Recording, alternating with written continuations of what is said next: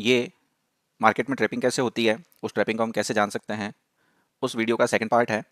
पिछले वाले वीडियो में जो हमने जाना था उसे मैं हल्का सा रिवाइज करवा देता हूँ। हमने जाना था कि मार्केट में एक व्यक्ति बायर होता है और एक व्यक्ति सेलर होता है। एक बाय करता है तो एक सेल करता है, और इनके बीच में एक को लॉस होता है तो दूसरे को प्रॉफिट होता है। मार्केट एक पूरा ये एक मार्केट है। इसके अंदर किसी व्यक्ति को अगर 1,000 रुपये का प्रॉफिट हो रहा है तो ऑब्वियसली है कि दूसरे व्यक्ति को 1,000 रुपये का लॉस हो रहा है। ये इस मार्केट का रूल है, सीधा सीधा रूल है। ये बात हमारे समझ में आ जानी चाहिए कि मार्केट में अगर किसी को प्रॉफिट होता है तो किसी को लॉस होता है, और अगर किसी को लॉस होता है तो किसी को प्रॉफिट होता है। ये चीज़ क्लियर थी। ये एक तो हमने इसको नाम दिया था ट्रैपिंग। दूसरा हमने सीखा था कि मार्केट सिर्फ 4 ही चीज़ों पर बेस्ड है। एक तो है प्राइस, एक है वॉल्यूम, एक है स्ट्रेंथ, और जब ये तीनों एक साथ मिल जाते हैं तो एक मोमेंटम क्रिएट होता है, और उस मोमेंटम को राइड करने की कोशिश हमारे द्वारा की जाती है।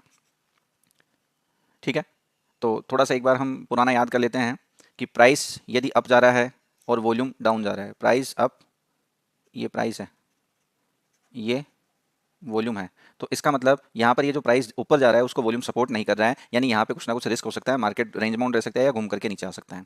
इसी तरीके से अगर प्राइस अप जा रहा है और वॉल्यूम भी अप जा रहा है तो मार्केट में स्ट्रॉन्ग अप ट्रेंड रह सकता है, ये मैंने आपको बताया था। प्राइस नीचे जा रहा है और वॉल्यूम अप जा रहा है, यानी वॉल्यूम प्राइस के नीचे जाने को सपोर्ट कर रहा है, तो इसका मतलब मार्केट में स्ट्रॉन्ग डाउन ट्रेंड रह सकता है, ये मैंने बताया था आपको। इसके विपरीत आपको स्थितियाँ कुछ याद होगी, कुछ उदाहरण भी बताए थे मैंने टाटा स्टील के। अगर आपने पिछला वीडियो नहीं देखा है तो एक बार उसे जरूर देखिए। वॉल्यूम के बारे में अपने कंसेप्ट क्लियर कीजिए कि वॉल्यूम क्या होता है, वॉल्यूम ट्रेडेड क्वांटिटी का मेजरमेंट होता है पूरा, ये सब मैंने उसमें बताया था। अब आज हम बात करते हैं स्ट्रेंथ की। टी स्ट्रेंथ, ताकत। कोई प्राइस अगर ऊपर जाना है, जिसको बहुत आगे तक जाना है, ऐसे समझिए कि दो लोग हैं, एक मतलब 60 या 65 साल के बुजुर्ग हैं और एक 20 साल का नौजवान है, और एक लंबी रेस दौड़नी है, तो वो ज़्यादा दौड़ेगा जिसमें ताकत ज़्यादा होगी। ये 20 साल का नौजवान है, इसमें ताकत ज़्यादा है, इसके दौड़ने के चांसेस ज़्यादा रहेंगे बजाय इसके। हो सकता है ये भी चमत्कार करते दौड़ जाए, आजकल किसी का कोई भरोसा नहीं। लेकिन हमारा ये मानना है कि जिसमें ताकत ज़्यादा होती है वो ज़्यादा दूर तक दौड़ सकता है, ज़्यादा तेज तक जा सकता है। तो इस ताकत का पता मार्केट में कैसे करें? कोई प्राइस अगर ऊपर जा रहा है और वो कितना ऊपर जा सकता है या उसके जाने की स्पीड कितनी है, अगर ये हमें पता चल जाए तो हम ये बता सकते हैं कि ये बहुत ऊपर तक जाएगा। तो इसको जानने का तरीका होता है एक इंडिकेटर के द्वारा, जिसका नाम है RSI, रिलेटिव स्ट्रेंथ इंडेक्स। ये एक इंडिकेटर क्या करता है, आपको जो भी आप चार्ट लगाते हैं, जिस भी टाइम फ्रेम पर लगाते हैं, उस टाइम फ्रेम पर उसकी क्या स्ट्रेंथ है, उस स्ट्रेंथ को दिखाता है। तो आइए अपन लगाना सीखते हैं कि ये इंडिकेटर अपन कैसे लगा सकते हैं। सबसे पहले स्टडीज में जाना है, क्लिक करना है, ये वॉल्यूम मैं भी हटाता हूँ। यहाँ पे आपको टाइप करना है RSI। ये जो पहला आपको दिख रहा है इस पर क्लिक कर देंगे। क्लिक करते ही देखिए आपके सामने एक ऐसे लाइन आ जाएगी। ये नीचे जो लाइन चार्ट दिख रहा है आपको, इस तरीके से ये एक लाइन चार्ट आ जाएगा। ये चार्ट आपको दिख रहा है, ये लाइन यूँ बनी हुई दिख रही है, ये लाइन यूँ गई है, फिर यूँ यूँ करके नीचे ऊपर हुई है, ये लाइन जो है इसे RSI की लाइन कहते हैं। ठीक है, आइए इसकी कुछ सेटिंग्स समझ लेते हैं हम। इसकी सेटिंग्स में क्या क्या है। स्टडीज़ में गए, RSI पे क्लिक किया, ये सेटिंग्स खुल गई। यहाँ पे सबसे पहले लिखा हुआ है 14। ये 14 का मतलब ये है कि पिछली आपने जो भी टाइम फ्रेम, जैसे अभी मैंने 5 मिनट का टाइम फ्रेम ले रखा है, तो 5 मिनट के टाइम फ्रेम पे पिछली जो 14 कैंडल्स हैं, उन कैंडल्स की स्ट्रेंथ को दिखाने का काम ये कर रहा होता है। ये कैलकुलेट करता है और कैलकुलेट करके हमें उनकी स्ट्रेंथ दिखा रहा होता है। ठीक है, तो इस पीरियड को हम चेंज करके हम चाहे तो यहाँ पे 9 कर सकते हैं, यहाँ पे चाहे तो 11 कर सकते हैं, 20 कर सकते हैं, 50 कर सकते हैं, 1 कर सकते हैं। जितनी पिछली कैंडल्स का हमें चाहिए उतनी पिछली कैंडल्स का हम यहाँ पर स्ट्रेंथ ले सकते हैं। आप अभी इसको 14 ही रहने दीजिए। अब आगे देखिए, दूसरा यहाँ पर यह है, ये जोन्स दिखाने का है। ये ओवरबोट जोन और ओवरसोल्ड जोन, ये जोन आप अपने हिसाब से, ओवरबोट का मतलब जहाँ बहुत ज़्यादा खरीदी हो चुकी है, और ओवरसोल्ड जहाँ बहुत ज़्यादा बिकवाली हो चुकी है, मार्केट पलटेगा, ये जोन्स होते हैं। इन नंबर्स को भी आप चेंज करके अलग अलग सेटिंग रख सकते हैं। तो अभी मैं इसको 50-50 कर देता हूँ, आधा आधा बांट देता हूँ। मैंने ये ओवरबोट का जोन 50 कर लिया और ओवरसोल्ड का जोन भी 50 कर लिया। इसका कलर तो मैंने कर लिया ये, और इसका कलर कर लिया मैंने ब्लू। डन। ये देखिए आप, अगर अब किसी प्राइस को अप जाना है, ऊपर जाना है, ये टाटा स्टील का आज का ही चार्ट है 11 मई का।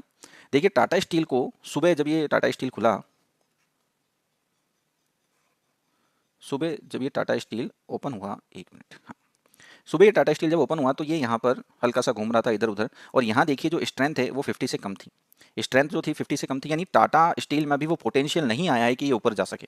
टाटा स्टील में अभी वो पावर नहीं आई है कि ये इतनी आसानी से इतनी दूरी की दौड़ लगा सकें। इसका पता हमें कब चलेगा, जब ये स्ट्रेंथ यहाँ पर देखिए 50 के ऊपर चली गई। यानी 50 का मतलब क्या, टोटल स्ट्रेंथ होती है 0 से 100 तक। 50 का मतलब क्या, आधे से ज़्यादा, यानी आधे से ज्यादा ताकत हमने लगा दी थी, यानी अब हम उस तरफ हो गए। आधे से ज्यादा ताकत जिस तरफ हो गई, मामला उस तरफ का हो गया। तो आधे से ज्यादा ताकत अब बाइंग साइड में आ चुकी है, 50 के ऊपर आ चुकी है, यानी ज्यादातर लोग अब ऊपर ले जाना चाहते हैं मार्केट को। तो देखिए ये 50 की जो पावर है वो समथिंग यहाँ आई, उसके बाद में मार्केट हल्का सा रिट्रेसमेंट के हिसाब से नीचे आया और क्या रैली दी है जबरदस्त।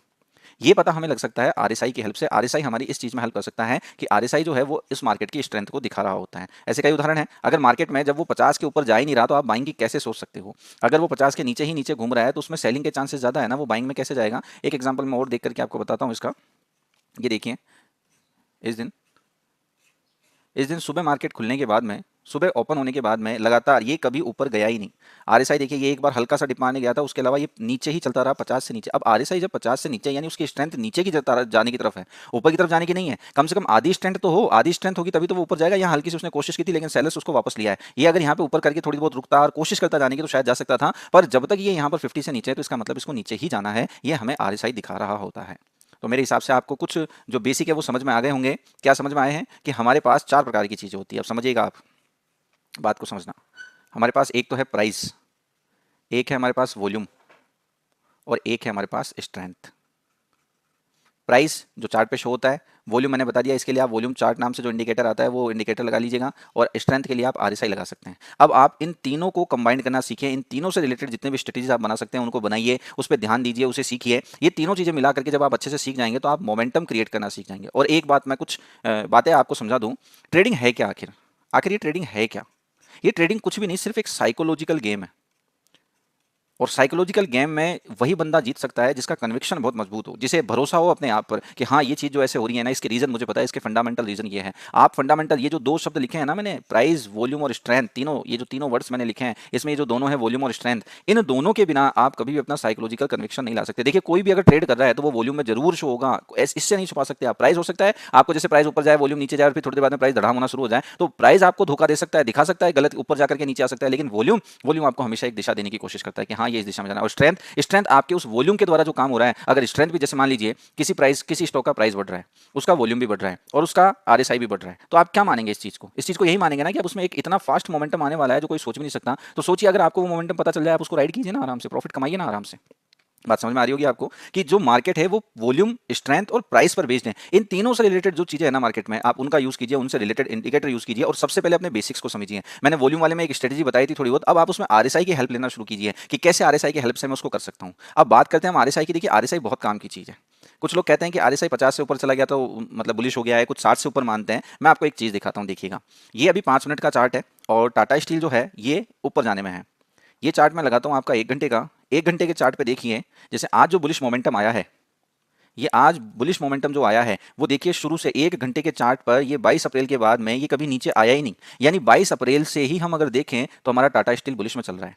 अगर मैं इस टाइम फ्रेम को चेंज करता हूं और ये टाइम फ्रेम मैं यूज करता हूं 1 डे का, तो आप देखिए 1 डे के चार्ट पर ये टाटा स्टील जो है वो कब से, ये देखिए इस जगह से, यहाँ फरवरी के फर्स्ट वीक से ही हल्का सा यहाँ डिप मारा है, उसके अलावा ये बुलिश ही चल रहा है लगातार, और आप देख सकते हैं क्या रैली चल रही है। इसके अलावा आप इसको दूसरे टाइम फ्रेम पर लेकर जाइए, मैं इसको लेकर जाता हूँ वीकली टाइम फ्रेम पर, तो वीकली में भी देखिए आरएसआई 50 से ज्यादा है। अगर मैं इसे लेकर के जाता हूं मंथली टाइम फ्रेम पर, तो ये देखिए ये 50 से भी ज्यादा है, और ये बहुत पहले से, ये आज नहीं आया है, आप देखिए कि आज इस मंथ में आया है, देखिए बहुत पहले से इसका आरएसआई 50 से ऊपर चल रहा है। तो आरएसआई की मदद से आप ये समझ सकते थे कि जो हमारा टाटा स्टील है इसमें पोटेंशियल है, दम है ऊपर जाने का, इसमें दम आ चुका है कि ये अब ऊपर जा सकता है। फिर आप अपना सपोर्ट रेजिस्टेंस ड्रॉ कीजिए या कुछ और आप जो काम करना चाहते हैं वो काम कीजिए, और उसमें अपनी स्ट्रेटेजी लगा करके काम करना शुरू कीजिए। आरएसआई आपकी मदद ये कर सकता है कि क्या इसमें दम है ऊपर जाने का। जैसे देखिए यहाँ पे ध्यान दीजिए, इस जगह देखिए, इस जगह ये आरएसआई हम क्या है शुरू का, देखो इस दुनिया में कोई बाई चांस ही कोई लकी हो तो बात हो कि वो यहाँ पर सेल करे और यहाँ पर पूरा प्रॉफिट ले, ऐसा व्यक्ति मिलना तो मुश्किल है।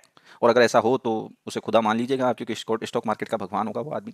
अब देखिए टाटा स्टील यहाँ से गिर के यहाँ तक आने वाला है, तो हम कहाँ एंट्री ले सकते हैं? हमने देखा कि मंथली टाइम फ्रेम पर ये इस कैंडल्स के समथिंग जाकर के ये सेलिंग में आ चुका है, तो आप इसके बाद में बाइंग का सोचिए मत ना, आप यही मान करके चलिए कि मार्केट यहाँ से नीचे जाने वाला है, क्योंकि मंथली में सेल है। अगर आरएसआई किसी स्टॉक का आरएसआई मंथली में 50 से अबोव है, आप चाहे तो 60 से अबोव मान सकते हैं, वीकली में 50 से अबोव है, और डेली में 50 से अबोव है। इसके अलावा 1 आवर के चार्ट पर भी वो 50 के अबोव है। अब अगर वही 5 मिनट के चार्ट पर भी 50 के अबोव आता है, तो आप यूं मान लीजिए कि उस स्टॉक में इतनी स्ट्रेंथ है जो आप सोच